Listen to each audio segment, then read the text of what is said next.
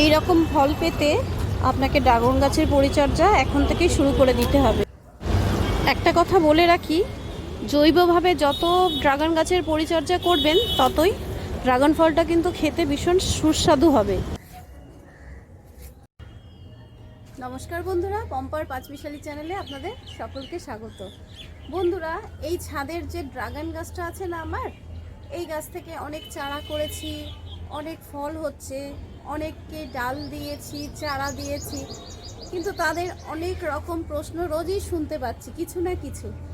আজকে সেই প্রশ্নের কিছু জবাব দেব, কিছু সমাধান খুঁজে পাবো, তার জন্যই এই ভিডিওটা।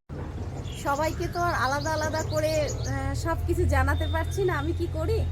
অনেকেরই দেখছি খুব আগ্রহ আমি ড্রাগন গাছটায় কী করি, কেন এত ফলন হয়। তো তার জন্য এক ভিডিওতেই সবার কাছে পৌঁছে যাবে, তার জন্য আমি কিছু জানাচ্ছি আমি কি করি আর কি। হ্যাঁ, তো দেখতে থাকুন ভিডিওটা। বন্ধুরা, প্রথমেই বলতে চাই আপনাদের, এই ড্রাগন গাছটা হচ্ছে কি বলুন তো, খানিকটা মানে কাঁটাযুক্ত গাছ। এটাকে আপনি ঠিক যেরকমভাবে সেট করবেন ঠিক সেরকমভাবে ড্রাগন গাছটা সেট হবে। আপনি চাইলে লাউ গাছের মতন লতিও দিতে পারেন কোনো মাচা করে, তাও হবে। আপনি চাইলে টায়ার দিয়ে করতে পারেন, তাও হবে। আপনি চাইলে যদি সিমেন্টের বেড করে নেন সেটাও করতে পারেন। আবার অনেকে বাঁশ করে দুটো বাঁশের মধ্যে দিয়েও ফেলে দিলে, মানে জাস্ট একটা কিছুভাবে করলেই হলো। ড্রাগন গাছটা নিয়ে অত চিন্তা করার দরকার নেই। আমার ঠিক ও টায়ার দিয়ে করছে তো আমাকেও টায়ার দিয়ে করতে হবে, ও সিমেন্টের বেড করে করছে তা বলে আমাকে তাইভাবে করতে হবে, এটা না কিছুই না। মানে ড্রাগন গাছটা জাস্ট একটু বসিয়ে দেবেন। ড্রাগন গাছ যেমন বেশি জল পছন্দ করে না, খুব অল্প জল দিতে হয়। হ্যাঁ, যখনই চেষ্টা করবেন ঘরোয়া জৈবভাবে করা, আপনার কোনো তৈরি করা সার দেওয়ার। দেখুন, আমি কিন্তু খুব একটা ড্রাগন গাছে কিছুই কেনা সার ব্যবহার করি না। আমি করি কি, একবারই একটা কেনা সার একটু দেই, বছরে একবার পটাশ সার। সেটা দেই হচ্ছে এই যেই শীতের শেষটা হয়ে যায়, গরমের শুরুটা হয়, তখনই আমি একবার পটাশ আর ভাত দিয়ে দিই। যাই হোক, আমার আগের একটা ভিডিওতে ড্রাগনের পরিচর্যায় আপনারা দেখে নেবেন। হ্যাঁ, আমি লিঙ্কটা দিয়ে দেবো, ওটাতে দেওয়া রয়েছে কিভাবে আমি ড্রাগন গাছের গোড়ায় ভাত আর পটাশ সারটা মাখিয়ে দিয়ে দিই। এবার আজকে আমি বলতে এসেছি ঠিক এই সময়, মানে এখন মার্চ মাস পড়েছে, মার্চ মাসে ড্রাগন গাছে কি করতে লাগবে সেটাই আপনাদের এখন জানাচ্ছি। প্রথমেই একটা জিনিস দেখাই, দেখুন এই ড্রাগন গাছটার এটা দেখুন একটা লেবু গাছ।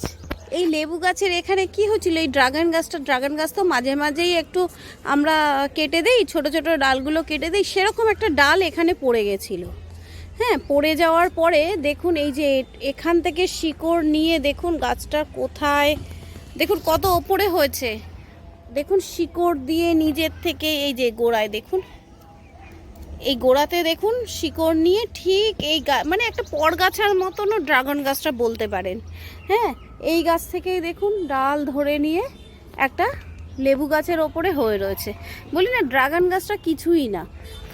অনেকের বাড়িতেই ড্রাগন গাছটা সমস্যা হয়ে যাচ্ছে কেন জানেন তো, আপনারা এত পরিমাণে মাটি বেশি দিয়ে দিচ্ছেন আর জল বেশি দিয়ে দিচ্ছেন। ড্রাগন গাছটা একদম বেশি জল পছন্দ করে না। তো যাই হোক, এই যে দেখুন দেখালাম, মানে ড্রাগন গাছ যেরমভাবে হোক বসালেই হয়ে যাবে।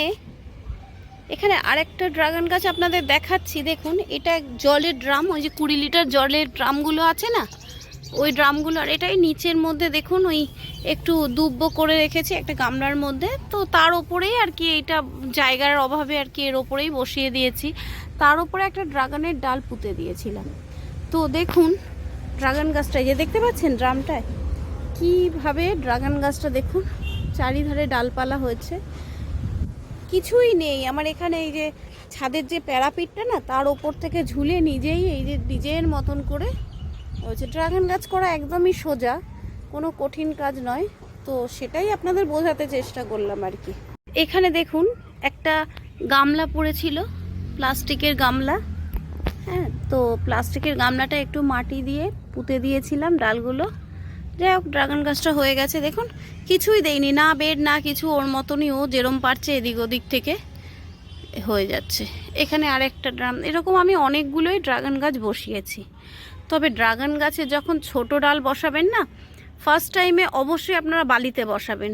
বালিতে বসিয়ে ডাল থেকে শিকড় করে নেবেন, শিকড় করে নিয়ে তারপরে মাটিতে বসালেন। হ্যাঁ, মাটিতে যখন বসাবেন গোবর আর মাটি মিক্সড করে 50-50 করে বসাতেই পারেন, কিন্তু তার সাথে না একটু বালি কিংবা ছাই অবশ্যই দেবেন, কারণ ড্রাগন গাছের গোড়াতে জল থাকুক, ড্রাগন গাছ সেটা একদমই পছন্দ করে না।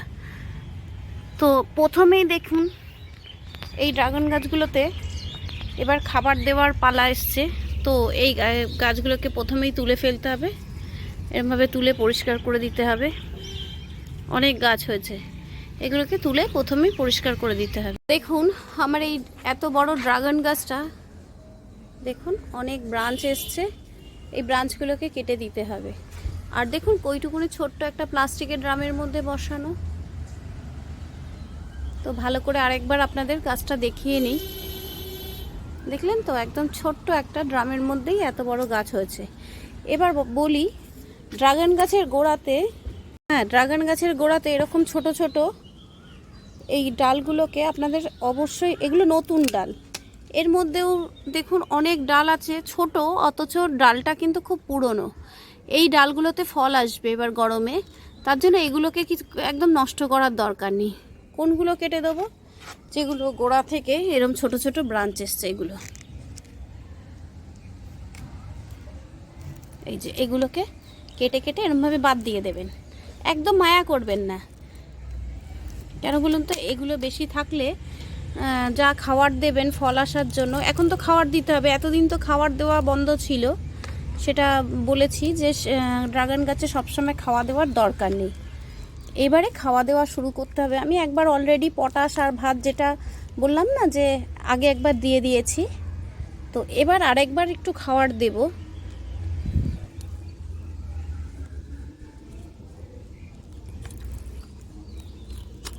এইগুলোকে কেটে বাদ দিয়ে দিতে হবে। দেখছেন শিকড় কিভাবে কাঠের মধ্যে ধরে নিয়েছে, দেখুন। ছোট গাছ বড় গাছ এর জন্য আলাদা করে আমি কিছু খাবার খুব একটা দেই না। আমি তো এমনি ঘরে বানানো জৈব তরল সার দেই বা সলিড খাবার যাই দেই, হ্যাঁ সব আমি হাতে বানানো সারই দেই বেশিরভাগ ক্ষেত্রে। খালি শুধু পটাশটা, তাও পটাশটা এবছর দিয়ে দিয়েছি, এবছর আর লাগবে না। তো এইভাবে কেটে কেটে বাদ ফেলে দেবেন, এগুলো এইভাবে দেবেন। দেওয়ার পরে কিছু ডাল আপনার মনে হলো আপনি এগুলো রাখবেন। যেমন দেখাই আপনাদের, এই ডালটা দেখুন, এই ডালটা বেশ মোটা হয়ে সব বেশ ভালো সুন্দর লাগছে। এই ডালটাকে, এটাকে রাখবো, কিন্তু এটাকে আমরা ফলও চাই। তখন আমরা কি করব, একদম এই যেরকম ডগা থেকে এইভাবে কেটে ফেলে দিতে হবে। আমার ড্রাগন গাছে দেখুন, এই যে দেখুন সব ডগাগুলোকে এরকম কাটা, এগুলো যদিও আগে কেটেছি, অনেক আগে। সব দেখুন, সব ডগাগুলোকে কেটে দিই। কেটে দিলে পরে আবার এই যে ব্রাঞ্চ আসে, এই ব্রাঞ্চগুলো আপনি যেটা মনে করছেন রাখবেন। তবে যেগুলো শক্তপোক্ত ডাল সেগুলোকে আপনারা রাখতে পারেন, কিন্তু ছোট ছোট এরকম ডাল এগুলো রাখবেন না। এগুলো একদম মায়া না করে বলছি না, একদম কেটে বাতিল করে দেবেন। এই যেগুলো রাখার কোনো দরকার নেই। বেশি ডাল যখন হয়ে যাবে না, তখন আপনার ফলটা কম আসবে। এটা আমার মানে বাস্তব অভিজ্ঞতা। আমি অত খাতা কলমে তো পড়াশোনা করি না, তবে আমি প্র্যাকটিক্যালটাই করি। তো যেটা ভালো লাগে সেটা আপনাদের সাথে শেয়ার করি। এইভাবে একদম এই ছোটো ছোটো ডালগুলো করবেন। আর এই যে যেমন আমি এই ব্রাঞ্চ, এই ডালটা দেখুন, এই ডালটা আমি রাখবো। এই ডালটা বেশ শক্তপোক্ত পুষ্ট দেখে বোঝা যাচ্ছে। যদিও অনেকেরই ড্রাগন গাছের পাতাগুলো না এরকম হলুদ হয়ে যায়, অনেকেই বলেন যে আমার ড্রাগন গাছে, তারপরে কিছু অসুখও দেখা দেয় ড্রাগন গাছে, খাওয়ারের অভাব হলে, ফল বেশি হলে তখন কিছু অসুখ দেখা দেয়। কিন্তু আমার সেরকম অসুবিধা কিছু দেখা যাচ্ছে না। তো এইভাবে সব এরকম ছোটো ছোটো ডালগুলোকে সব একদম বাতিল করে দেবেন। এই যে এইসব ডালগুলোকে কোনো দরকার নেই রাখার। তাহলে মজবুত ডালগুলোকে, যেগুলো মনে হলো আপনার এগুলো রাখা দরকার, এগুলোকে এরমভাবে ডগাগুলোকে সব মানে ডগাগুলোকে কেটে ফেলে দেবেন। আর এগুলো হ্যাঁ স্যানিটাইজ করা একটা কাঁচি দিয়েই কাটবেন। যে এইভাবে কেটে কেটে সব ফেলে দেবেন। দেখবেন এগুলো কাটলে পরে খুব তাড়াতাড়ি এই ডালেই কড়ি আসবে। এবারে কি করব চলুন, এবার গোড়ার মধ্যে যত যা আগাছা আছে এই আগাছাগুলো সব ফেলে দেবেন, নাহলে না গাছে যা খাবার দেবেন এই খাবারগুলো সব এরাই খেয়ে নেবে।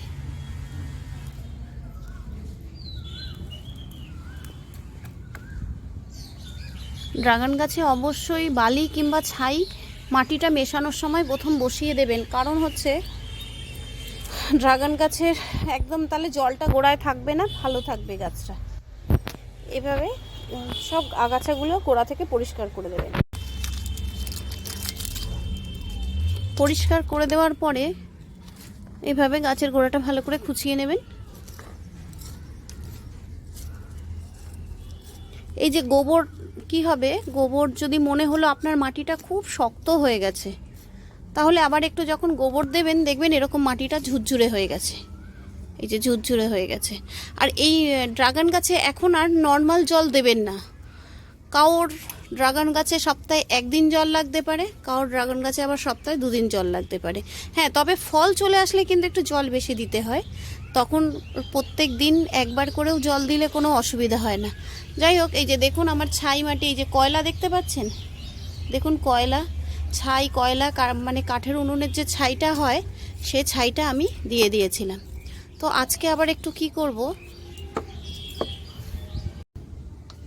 দেখুন বন্ধুরা, এইভাবে ভালো করে খুঁচিয়ে, এই যে আপনার হাতের পাশে যদি মনে হয় ভার্মি কম্পোস্ট রয়েছে, ভার্মি কম্পোস্ট কিংবা এটা দেখুন গোবর সার, প্লেন গোবর সার একটুখানি গোড়া দিয়ে দেবো। তবে ড্রাগন গাছ মাছের যে ধোয়া জলটা হয় না, ওই জলটা দিতে পারেন, মানে মাছ ধোয়ার পরে যে জলটা হয় সেই জলটাই গাছের গোড়ায় দিয়ে দিতে পারেন। এভাবে দিয়ে আর একটু এরকম নিড়িয়ে দিয়ে মাটির সাথে গোবর সারটা ভালো করে মিশিয়ে দিয়ে এবার একটু হাতে বানানো তরল সারটা দিয়ে দেবো। আমি হাতে তরল সারটা কিভাবে বানাই দেখুন, এই যে পেঁয়াজের খোসা, কলার খোসা, তারপরে এই যে ফুল, হ্যাঁ, এইগুলোকে কি করি, এইরকম বালতির মধ্যে জলের সাথে অনেক দিন ধরে মানে এর মধ্যেই থাকে, এটা চাপা দেওয়া থাকে। আমি কি করব, এই জলটাই এখন গাছের গোড়াতে দিয়ে দেবো।